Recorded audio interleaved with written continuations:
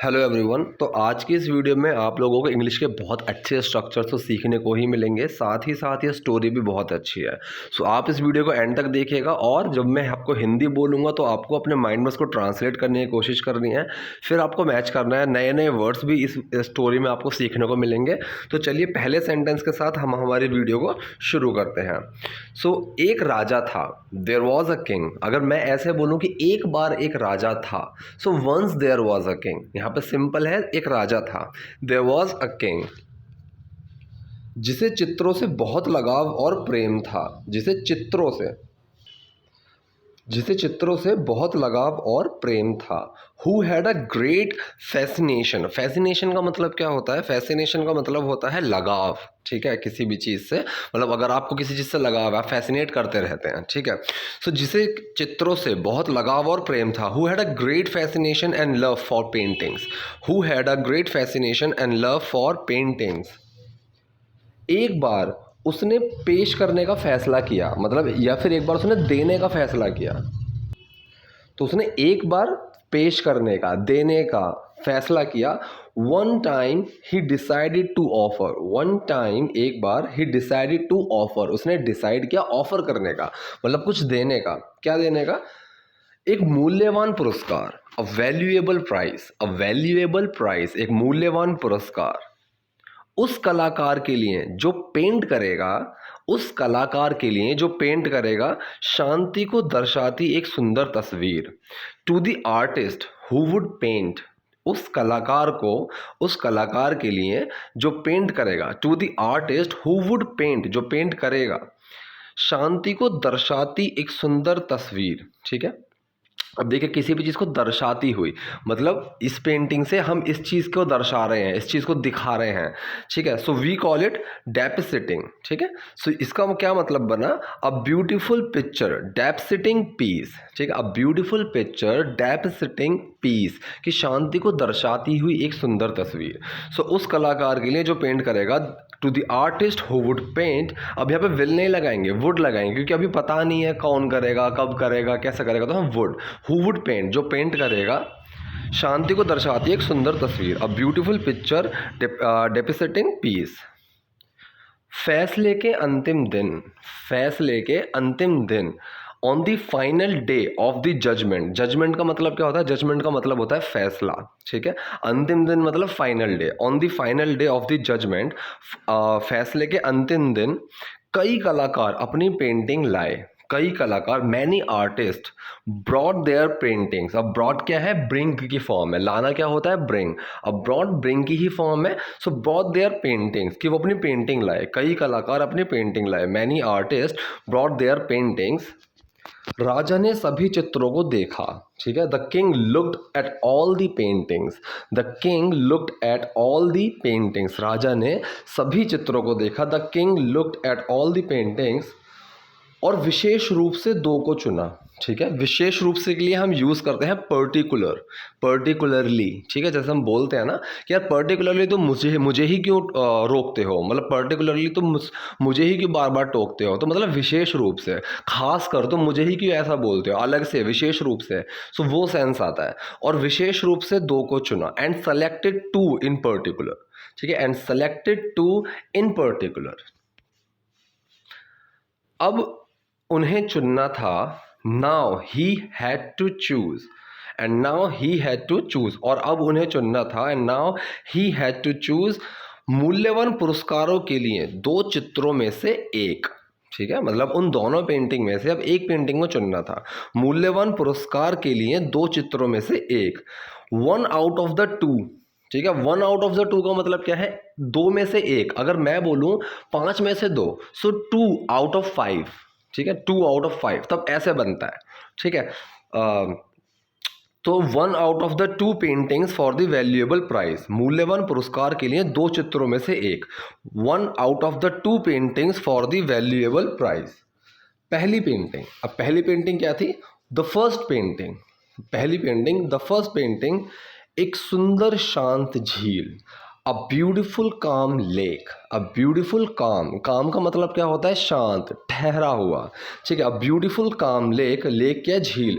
सो एक सुंदर शांत झील, अ ब्यूटिफुल काम लेक, साफ पारदर्शी पानी के साथ। अब पारदर्शी क्या होता है, इसके हम आर पार देख सकते हैं। जैसे पानी इतना साफ होता है ना, जैसे हम क्रिस्टल क्लियर भी बोल देते हैं कि भाई ऊपर से देखो तो पानी के अंदर के सारे पत्थर भी साफ साफ दिखते हैं। सो उसको बोलते हैं पारदर्शी, आर पार दिखने वाला। इंग्लिश में हम उसको बोलते हैं ट्रांसपेरेंट, ट्रांसपेरेंट, ठीक है। सो साफ पारदर्शी पानी के साथ विथ क्लियर ट्रांसपेरेंट वाटर्स। अब वाटर्स क्या है, ये वाटर होना चाहिए था, वाटर्स क्यों है? पानी की जब हम फॉर्म की बात करते हैं ना, सो वहाँ पे वाटर्स का यूज़ हो जाता है। इसके ऊपर मैं कभी अलग से वीडियो बनाऊंगा, लेकिन अभी ये चीज़ याद रखिए, पानी की कभी हम फॉर्म के बारे में बात करते हैं कि पानी की ये फॉर्म है, सो हम वाटर्स का यूज़ करते हैं। सो साफ पारदर्शी पानी के साथ विथ क्लियर ट्रांसपेरेंट वाटर्स, उसके ऊपर एक नीला आसमान था, सफ़ेद रोएदार। अब इसके आगे में ये पूरा सेंटेंस एक साथ बोलूँगा तो समझ में आएगा। उसके ऊपर एक नीला आसमान था सफ़ेद रोएदार बादलों के साथ। यहाँ तक का देखते हैं अभी हम। सो उसके ऊपर एक नीला आसमान था, अभी आसमान है, आसमान था सफ़ेद रोएदार बादलों के साथ। अबव इट का मतलब उसके ऊपर, above it was the blue sky with white fluffy clouds, ठीक है। अबव इट उसके ऊपर वॉज द ब्लू स्काई, नीला आसमान था, विद किसके साथ? विद वाइट फ्लफी क्लाउड्स, सफ़ेद रोएदार बादलों के साथ, ठीक है। इसके आगे क्या लिखा हुआ है? जैसे रुई के गोले अंतरिक्ष में तैर रहे हों, जैसे रुई के गोले अंतरिक्ष में तैर रहे हों, like cotton balls floating in space, ठीक है। अब कॉटन बॉल्स को आप हिंदी में बनाने मत बैठ जाना कि कपास की गेंदें, नहीं नहीं नहीं नहीं नहीं। कॉटन बॉल्स का यहाँ सेंस यहाँ पे क्या है? रुई के गोले, ठीक है। जैसे रुई के गोले अंतरिक्ष में तैर रहे हों, लाइक कॉटन बॉल्स, फ्लोटिंग का मतलब क्या होता है? तैरना, ठीक है। पानी में तैरना जो होता है वो स्विम होता है। अब हवा में ऐसी जब तैर रहे होते हैं ना, तो उसको हम फ्लोटिंग बोलते हैं, ठीक है। Like cotton balls floating in this space, कि जैसे रुई के गोले अंतरिक्ष में तैर रहे हों। जिसने भी इस पेंटिंग को देखा, anybody who saw this painting, anybody या फिर एनीवन अगर आपने लगाया है तो भी ठीक है। Anybody who saw this painting, जिसने भी इस पेंटिंग को देखा, anybody who saw this painting, सोचा कि ये एकदम सही मास्टरपीस थी। अब मास्टरपीस क्या होता है? मतलब सबसे अच्छी कला, सबसे अच्छी कृति, मतलब सबसे अच्छा कुछ काम किया हुआ। अगर मैं मान लीजिए एक टीचर हूँ और मैंने एक अपनी कोई वीडियो बनाया जिसमें मैंने बहुत अच्छे तरीके से समझाया किसी भी चीज़ को, सो उसको मैं बोलूँगा मास्टरपीस। और मास्टरपीस हर चीज़ नहीं हो सकती, ठीक है। मास्टरपीस हर चीज़, मतलब कि अगर मैं 100 वीडियो बनाता हूँ तो 100 मास्टरपीस नहीं हो सकते। हर पेंटर होता है, राइटर होता है, कुछ भी होता है, उसका एक मास्टरपीस होता है कि ये मेरी सबसे अच्छी है। मतलब मैंने 100 पेंटिंग्स बनाई हैं, लेकिन ये मेरी सबसे अच्छी है, सो उसको हम बोलते हैं मास्टरपीस। सो सोचा कि यह एकदम सही मास्टरपीस थी। Thought it was the perfect masterpiece, thought it was the perfect masterpiece, सोचा कि यह एकदम सही मास्टरपीस थी। शांति को दिखाती हुई, representing peace, representing peace, represent करना मतलब किसी चीज़ को दर्शाना, वो भी, और जो पहले मैंने मीनिंग बताया था वो भी, दोनों का मतलब एक ही होता है, अलग अलग वर्ड्स होते हैं कई चीज़ों को बोलने के। सो रिप्रेजेंटिंग पीस, शांति को दिखाती हुई।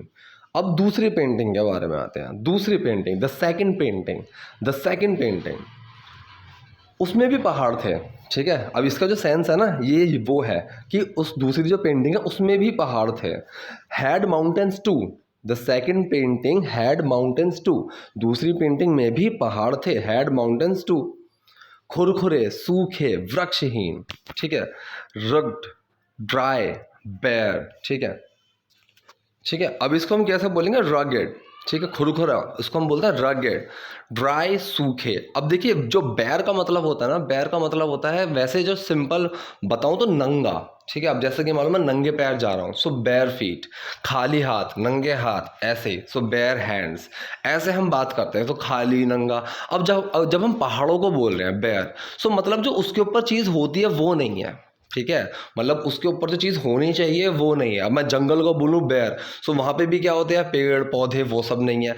पहाड़ों पे क्या होते हैं? बर्फ, पेड़, वो सब होते हैं। सो अगर मैं कोई बोलूँ बेयर माउंटेन, तो मतलब उसके ऊपर जो पेड़ है वो नहीं है। अगर किसी पहाड़ पे बर्फ होती है, मैं उसको बोलूँ तो उसके ऊपर बर्फ नहीं है, मतलब, ठीक है। सो यहाँ पे खुरखुरा, सूखे, वृक्षहीन, rugged, dry, bare, rugged, dry, bare, इन पहाड़ों के ऊपर एक क्रोधित आकाश, एक क्रोधित आसमान, गुस्से वाला आसमान। Above these mountains an angry sky, above these mountains an angry sky, इन पहाड़ों के ऊपर एक क्रोधित आकाश, काले बादलों से घिरा हुआ, ठीक है। Overcast with dark clouds, overcast का मतलब घिरा हुआ, ठीक है। ओवरकास्ट विद डार्क क्लाउड्स, काले बादलों से घिरा हुआ, ओवरकास्ट विद डार्क क्लाउड्स, बिजली इधर उधर गिरती हुई। अब बिजली के गिरने को हम क्या बोलते हैं? स्ट्रीक, ठीक है। लाइटनिंग स्ट्रीक बोलते हैं हम इसको, लाइटनिंग स्ट्रीक, कि बिजली का इधर उधर गिरना, बिजली का गिरना, लाइटनिंग स्ट्रीक, ठीक है। बिजली इधर उधर गिरती हुई। Lightning streaks here and there, here and there मतलब इधर उधर। Lightning streaks here and there, बिजली इधर उधर गिरती हुई। एक घड़घड़ाता भयंकर झरना, ठीक है। अब घड़घड़ाता हम कैसे बोलेंगे? इसको बोलते हैं रंबलिंग, रंबलिंग, ठीक है। और भयंकर, फिरोशियस, अब भयंकर एकदम, मतलब ऐसी कोई सीन जिसमें मतलब एक तहस नहस, तबाही वाला कोई सीन, एकदम बहुत ही भयंकर सीन, तो उसको हम बोलते हैं फिरोशियस, फेरोशियस, ठीक है। एक गड़गड़ाता भयंकर झरना, और रंबलिंग फेरोशियस वाटरफॉल, और रंबलिंग फेरोशियस वाटरफॉल। शांति, उन लोगों ने सोचा जिन्होंने इस पेंटिंग को देखा, मतलब जिसने भी इस पेंटिंग को देखा उन्होंने सोचा कि शांति, इसमें क्या शांति है? So peace thought the people who saw this painting, peace thought the people, लोगों ने सोचा, हु सॉ दिस पेंटिंग, जिन्होंने इस पेंटिंग को देखा। अब देखिए कौन के लिए भी हम हु लगाते हैं, जो इंसान के लिए भी हम हु लगाते हैं, ठीक है। हु प्लेज वेल, अगर मैं ये क्वेश्चन पूछ रहा हूँ कि हु प्लेज वेल, तो कौन अच्छा खेलता है, ठीक है। I want a boy who plays well, मैं एक लड़का चाहता हूँ जो अच्छा खेलता हो, दोनों में हु लगा है, ठीक है। तो ये चीज़ समझनी होगी। शांति, उन लोगों ने सोचा जिन्होंने इस पेंटिंग को देखा। Peace thought the people who saw this painting. जैसे ही राजा ने करीब से देखा, उसने देखा, तो मतलब जैसे ही राजा ने उस पेंटिंग को करीब से नोटिस किया, तो उसने देखा, as the king looked closer, as the king looked closer, जैसे ही राजा ने थोड़ा करीब से देखा, उसने देखा, ही सॉ, इस गड़गड़ाते झरने के पीछे, इस घड़घड़ाते झरने के पीछे, behind this rambling waterfall, behind मतलब पीछे, बिहाइंड दिस रंबलिंग वाटरफॉल, एक चट्टान में, एक दरार से उगने वाली झाड़ी की एक शाखा, ठीक है। मतलब एक चट्टान की दरार में से उग रही है एक, क्या उग रही है? एक झाड़ी की शाखा, ठीक। So a branch of a bush, a branch of a bush growing out of a crack in a rock, ठीक है। आउट ऑफ अ क्रैक का मतलब क्रैक में से बाहर आना, ठीक है। Out of a crack in a rock, crack का मतलब क्या होती है? दरार, रॉक मतलब चट्टान, ठीक है। अ ब्रांच ऑफ अ बुश, एक झाड़ी की शाखा, ग्रोइंग उगती हुई, out of a crack in a rock, कि मतलब चट्टान की एक दरार में से बाहर, ठीक है। तो पूरा सेंटेंस क्या बना? एक चट्टान में एक दरार से उगने वाली झाड़ी की एक शाखा, अ branch of a bush growing out of a crack in a rock. शाखा पर एक मादा पक्षी, ठीक है। शाखा पर एक मादा पक्षी। On the branch was a mother bird, on the branch, अगर आप यहाँ पे देयर लगा देंगे ना, कि on the branch there was a mother bird, तो भी बिल्कुल ठीक है, ठीक है, कि वहाँ एक थी। अब किसी की प्रेजेंस को बताना हम देयर लगा देते हैं, कि there is a cooler in my room, कि मेरे कमरे में कूलर है, ठीक है। तो हम इस तरह से किसी की चीज़ की प्रेजेंस बताते हैं, उसकी एग्जिस्टेंस बताते हैं। तो शाखा पर एक मादा पक्षी थी। On the branch was a mother bird, on the branch was a mother bird, जिसने एक घोंसला बनाया हुआ था। Who had made a nest, जिसने एक घोंसला बनाया हुआ था। Who had made a nest, अब देखिए हु यहाँ पे कौन के लिए नहीं आया है, यहाँ जिसने के लिए आया है, ठीक है। अब मैं अगर इसको पूछूं कि घोंसला किसने बनाया, तब भी सेम सेंटेंस होगा, क्वेश्चन मार्क लग जाएगा। जिसने घोंसला बनाया हुआ है, वहाँ पे भी सेम चीज़ रहेगी, क्वेश्चन मार्क हट जाएगा, हमें वो चीज़ सिचुएशन से समझ में आती है। जिसने एक घोंसला बनाया हुआ था। Who had made a nest, who had made a nest, और घोंसले के भीतर बहुत शांति से, ठीक है, घोंसले के भीतर बहुत शांति से, इसको पूरा सेंटेंस बोलो तभी आपको समझ में आएगा। और घोंसले के भीतर बहुत शांति से, बहुत प्यार से अपने बच्चों को खाना खिला रही थी, ठीक है। So and with in the nest, घोंसले के अंदर, and with in the nest was very peacefully, बहुत ही शांति से, विद ग्रेट अफेक्शन, बहुत प्यार से फीडिंग इट्स लिटिल वंस, अपने बच्चों को खाना खिला रही थी। अब मैंने यहाँ पे दोनों को एक साथ क्यों बताया, क्योंकि जी यहाँ पे जो वॉज लगेगा ना, वॉज यहाँ पे लगेगा, ठीक है। अगर मैं यहाँ पे सिर्फ हिंदी की ग्रामर ट्रांसलेट करूँ तो यहाँ वॉज नहीं आता, लेकिन अगर यहाँ वॉज नहीं आता तो ये आगे का सेंटेंस पूरा नहीं होता। तो जो ये लाइन है ये पूरी ही है, इसलिए मैंने एक साथ लिया। दोबारा बताता हूँ। और घोंसले के भीतर बहुत शांति से, बहुत प्यार से अपने बच्चों को खाना खिला रही थी। And with in the nest was very peacefully with great affection feeding it's little ones. Affection का मतलब भी क्या होता है? अफेक्शन का मतलब भी होता है प्यार से, ठीक है। I hugged him with a great affection, मैंने उसको बहुत प्यार से गले लगाया, ठीक है, इस तरह से। अब लिटिल वंस का क्या मतलब होता है? बच्चे, ठीक है। तो बच्चों के लिए हम लिटिल वंस लगा देते हैं, ठीक। So with great affection, feeding का मतलब खाना खिलाना, फीडिंग इट्स लिटिल वंस, अपने बच्चों को खाना खिला रही थी। आपको क्या लगता है कौन सी, अब ये भी मैं पूरा बताता हूं, आपको क्या लगता है कौन सी राजा ने चुनी अपनी बहुमूल्य पुरस्कार के लिए, ठीक है। So which one do you think, आपको क्या लगता है कौन सी, which one do you think, जैसे हम बोलते हैं ना व्हाट डू यू थिंक, तुम्हें क्या लगता है। सो विच वन, कौन सी, तुम्हें लगता है कौन सी। सो हमने विच वन लगा दिया कि विच वन, कौन सी तुम्हें लगता है, कि आपको क्या लगता है कौन सी, which one do you think राजा ने चुनी अपने बहुमूल्य पुरस्कार के लिए। Did the raja choose for his valuable prize, did the king choose for his valuable prize, अपने बहुमूल्य पुरस्कार के लिए। दूसरी वाली, द सेकेंड वन, दूसरी वाली, द सेकेंड वन, राजा ने समझाया, द किंग एक्सप्लेन, एक्सप्लेन का मतलब क्या होता है? समझाना किसी को, और ये एक्सप्लेन की ही फॉर्म है। द किंग एक्सप्लेन्ड, राजा ने समझाया। क्या समझाया? शांति का मतलब ऐसी जगह होना नहीं है, मतलब शांति का मतलब ये नहीं है कि आप ऐसी जगह हो, कैसी जगह हो वो आगे बताऊंगा मैं। तो अभी के लाइन क्या है? शांति का मतलब ऐसी जगह होना नहीं है। Peace doesn't mean to be in a place, peace doesn't mean to be in a place, जहाँ शोर ना हो, जहाँ परेशानी ना हो। Where there is no noise, where there is no trouble, ठीक है। जहाँ सोफा रखा हो, वेयर सोफा इज, ठीक है, सोफा इज कैप्ट, ऐसे हम बोलते हैं। सो वहाँ जहाँ, दोनों में लग रहे हैं यहाँ पे। सो वेयर देयर इस तरह से हो जाएगा, where there is a sofa, वहाँ जहाँ सोफा रखा हुआ है, ऐसे हम बोलेंगे, ठीक है। तो वहाँ जहाँ हम कल गए थे, where there we went yesterday, इस तरह से। सो जहाँ शोर ना हो, where there is no noise, where there is no trouble, जहाँ परेशानी ना हो, जहाँ शोर ना हो, where there is no trouble, जहाँ परेशानी ना हो, where there is no noise, जहाँ कोई मेहनत नहीं है, जहाँ कोई परीक्षण नहीं है। परीक्षण का मतलब ट्रायल्स, ठीक है। सो जहाँ कोई मेहनत नहीं है, जहाँ कोई परीक्षण नहीं है। Where there is no hard work, where there is no trials. शांति का मतलब है बीच में होना, शांति का मतलब है बीच में होना। Peace means to be in the middle, peace means, शांति का मतलब है, जैसे हम बोलते हैं ना, इट मीन्स, ठीक है। सो उसमें डस छुपा हुआ होता है। अब मैं अगर बोलूँ इसका मतलब ये नहीं है, सो हम क्या बोलेंगे? इट डज नॉट मीन, तो डस बाहर आया था और मीन बन जाता है।